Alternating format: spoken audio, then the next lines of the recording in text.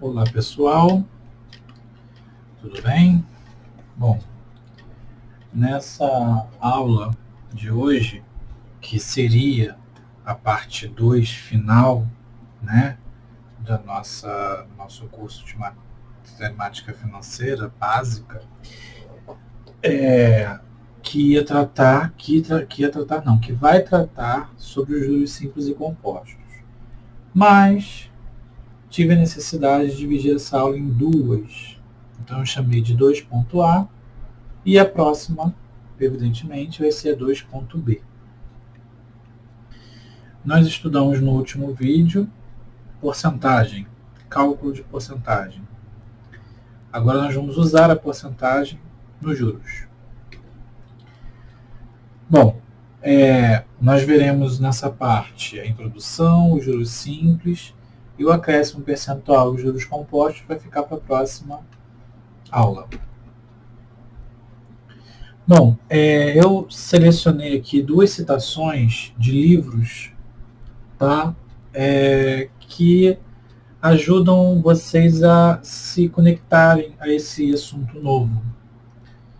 Bom, primeiro é uma definição bem introdutória sobre matemática financeira de um livro, Matemática Financeira Objetiva e Aplicada, de Abelardo de Lima Puccini, da editora Elsevier. É um livro bem avançado, quem está fazendo ensino médio não vale muito a pena usá-lo, mas ele tem uma frase interessante, que é um dos princípios da matemática financeira. Quer dizer, é o princípio básico, né? O valor do dinheiro no tempo e a existência dos juros são elementos interligados e indispensáveis ao desenvolvimento do estudo da matemática financeira. Então, tempo e dinheiro são duas, aqui ele chama de elementos, né? Mas a gente pode dizer que são grandezas, que estão interligadas. E essa conexão entre esses elementos desenvolve a matemática financeira. E digo mais, é o pilar da matemática financeira. Ok? Vocês vão ver nas próximas páginas aqui da nossa aula como isso vai funcionar. A operação básica da matemática financeira é a operação de empréstimo. Progressões em Matemática Financeira, do professor Augusto César Morgado, publicado pela Sociedade Brasileira de Matemática em 2001, aqui no Rio de Janeiro. Bom, o empréstimo. Por que ele fala que a operação básica, né, ela é o empréstimo? Porque o empréstimo, ele é tão fundamental para a matemática financeira, pois nele nós conseguimos enxergar claramente essa movimentação do dinheiro através do tempo sendo manipulado através dos juros. Por isso que ele diz que a operação básica é a de empréstimo. Você vai estar vendo em outras ocasiões que são similares, ocasiões que eu digo, vocês vão entender, que são similares aos empréstimos, como, por exemplo, atrasos de pagamento de certos boletos, né, de diversas naturezas. Você tem lá os juros sendo aplicados a cada dia, a cada mês, enfim, a cada ano que seja. Ou seja, está ligado à dívida que está ligado a empréstimo. Ok? E para que esse fenômeno, que fenômeno? O fenômeno do dinheiro em conexão com o tempo, né, a interligação entre esses dois elementos aconteça, vai existir os juros. E são dois tipos de juros, os juros simples e os juros compostos. Na aula de hoje, nós vamos estudar apenas os juros simples e, consequentemente, na aula que vem, nós vamos estudar os juros compostos. Ainda na introdução da nossa aula, eu quero mostrar para vocês o fluxo de caixa. O fluxo de caixa, ele é uma operação, e na verdade ele é uma diagramação, né? Ele é um diagrama utilizado na economia, né? Economia matemática financeira, onde você vai ter entradas e saídas de valores. Eu vou utilizar aqui o fluxo de caixa com apenas saídas de valores, que são essas setas para cima, para vocês entenderem esquematizadamente o conceito dos juros, tá? Que é o que vai mover a matemática financeira. Bom, para vocês entenderem melhor, cada seta dessa nessa reta horizontal é um tempo.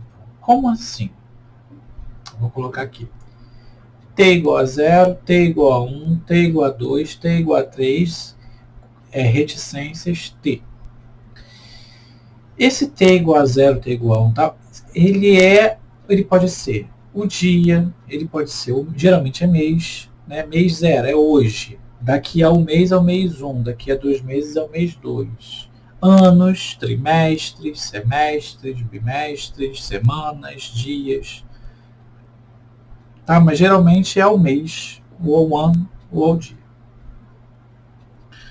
Bom, eu quero que vocês observem que hoje, que eu sempre, primeiro que vocês têm que observar nesse fluxo de caixa, o T igual a 0 é o momento presente. E é que nem na física, tudo que você coloca 0 é inicial, né? S0, espaço inicial, T0, tempo inicial, T igual a 0, tempo inicial, tempo presente. Só que além de ser inicial, é presente, tá? Aqui a ideia é essa, de você ter algo presente, do momento agora. Então eu tenho esse dinheiro que vale R$100. Daqui a um tempo, vamos dizer que é mês, daqui a um mês ele vai custar 110. Daqui a 2 meses ele vai custar 120. E esse é o princípio da matemática financeira no mundo. Não é só na aula do professor Pedro Paulúcio. É no mundo. No mundo, dinheiro não fica parado. Ele só fica parado se ficar na carteira debaixo do colchão. Mas se ele estiver bem aplicado, aí não depende somente dos juros de empréstimo, tá, gente? Você tem as aplicações, você tem até a poupança, que rende muito pouco, entre outros tipos de aplicações, que o dinheiro fica rendendo dentro de um sistema de juros, que nós vamos estudar ainda na próxima aula, tá? Bom, já dei o spoiler para vocês, né? Essa movimentação, esses R$100, é a mesma coisa que 120, é a mesma coisa que 130, é a mesma coisa que 110. Como assim, Pedro, é a mesma coisa, se eles são diferentes? Ele é o mesmo dinheiro, só que, através do tempo, ele vai sendo alterado o seu valor, porque isso é comum. Isso acontece, tá? Isso que é aquela conexão entre os elementos tempo e o elemento, vamos voltar lá no início, existência dos juros. Né? O tempo a gente está tendo aqui, o valor do dinheiro no tempo e a existência dos juros. O valor do dinheiro no tempo a gente já viu que ele está sendo movimentado, mas ele está sendo transformado de que maneira? Observa aqui, ó. Olha essas setas vermelhas, elas estão mostrando para a gente que está tendo uma variação fixa entre esses valores. E essa variação fixa é de R$10 de mês para outro. Ok? Esse ato de somar esse mesmo valor em cada tempo, em cada período de tempo, tá? É o ato de somar os juros. Ou seja, a transformação de 100 para 110, ela existe durante esse período com a existência do juros. Esses valores, então, que são acrescidos, né, em cada tempo a esse novo valor, que é chamado de montante, nós vamos ver isso mais para frente, ele é chamado de juros. Tá? Então, essa brincadeira toda existe por causa dos juros. Como nós vimos que lá no início da aula, na aula de hoje nós vamos ver os juros simples. Né? Bom, vamos ler algumas observações aqui. Taxa de juros simples. O que é a taxa de juros simples? A taxa de juros simples, ela vai dar para a gente esse valor que eu tenho que somar em cada montante, em cada época. Tá? E eu já coloquei ali, é uma taxa percentual que nós vamos utilizar na versão decimal. Tá?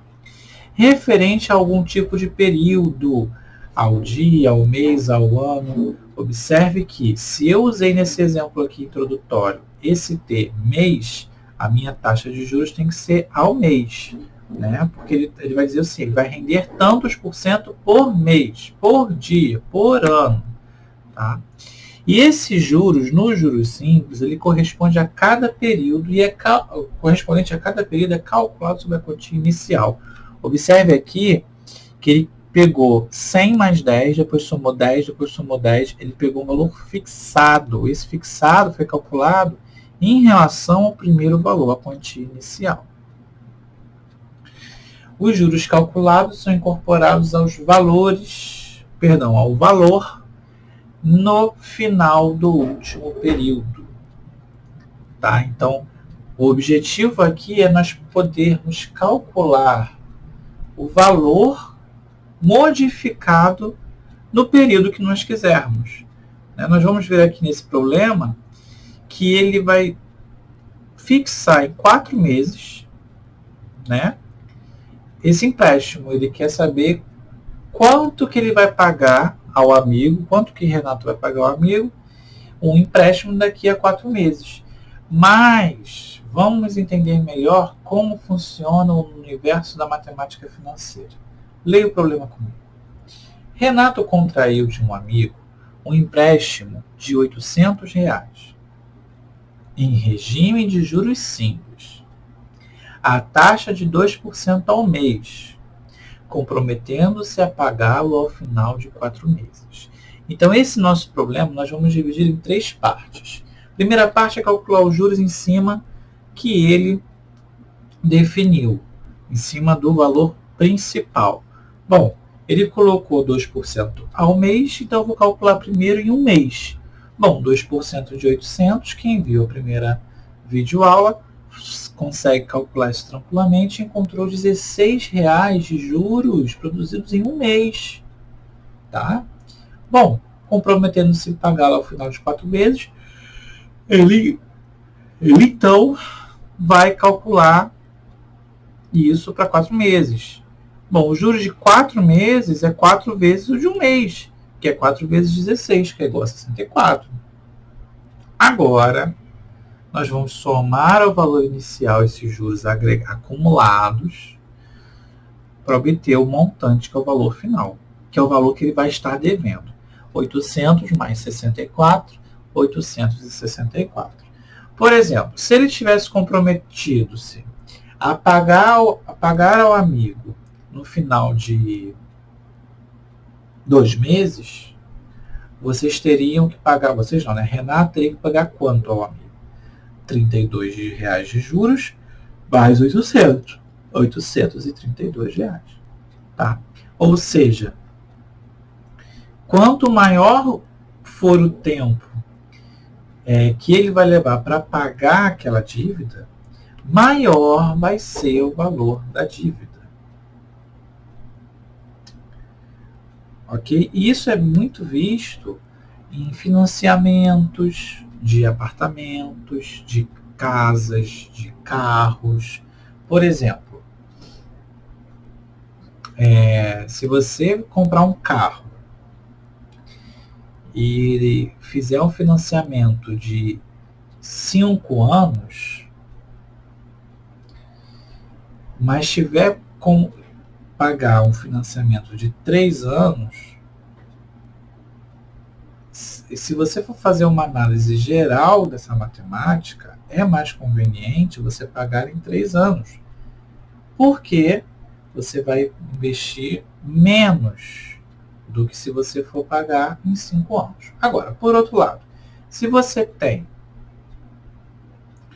uma renda mensal, né, que você não consegue pagar uma parcela muito grande, com isso você vai ter que pagar mais tempo, aí vai valer mais a pena você pagar em mais tempo por causa da prestação, mesmo que no total você pague a mais.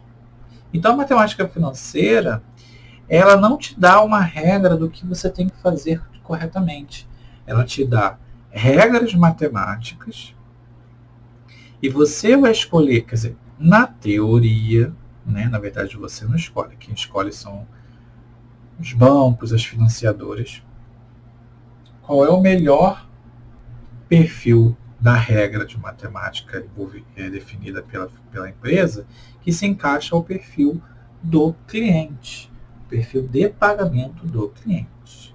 Bom, vamos continuar descobrindo uma fórmula.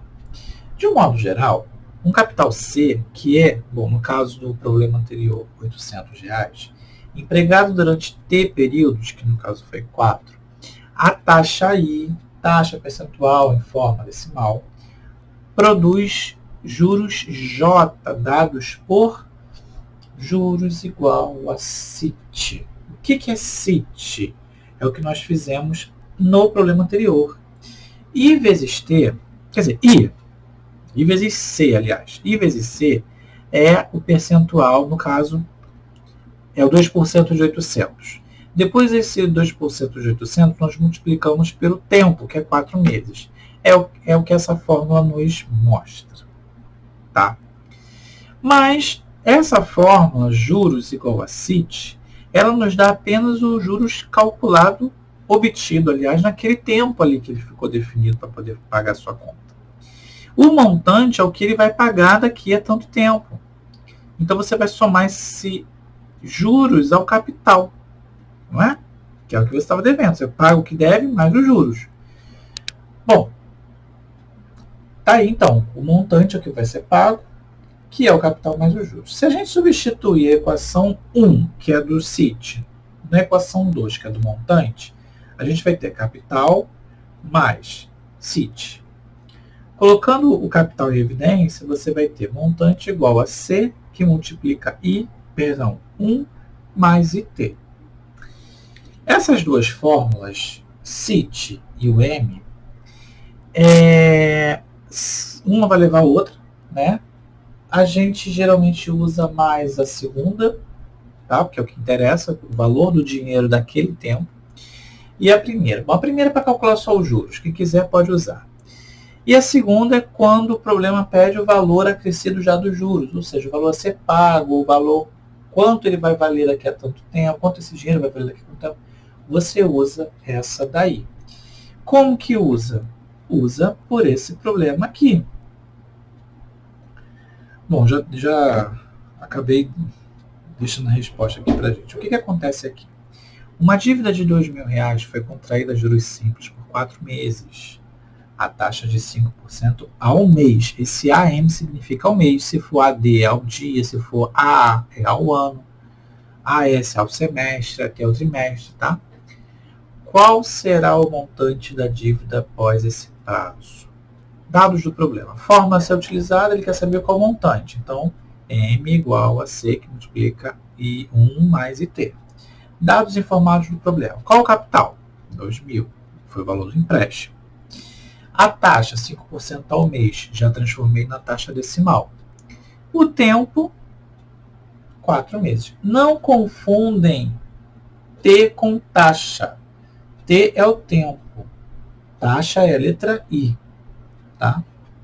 Bom, agora de vermelho é a solução do problema. Montante é igual a capital, que multiplica 1 mais taxa vezes tempo. Substitui os valores, então o montante fica, capital é 2.000, vezes 1 mais taxa 0,05, vezes tempo, que é 4. 0,05 vezes 4 é 0,2. 0,2 mais 1 é 1,2. 1,2 vezes 2.000 é igual a R$2.400. Então, a dívida dessa pessoa, daqui a 4 meses, vai custar R$2.400. Espero que vocês tenham gostado. Aguardem a próxima videoaula, que nós vamos falar sobre juros compostos e também alguma outra aula nessa playlist com alguns exercícios resolvidos. Até uma próxima.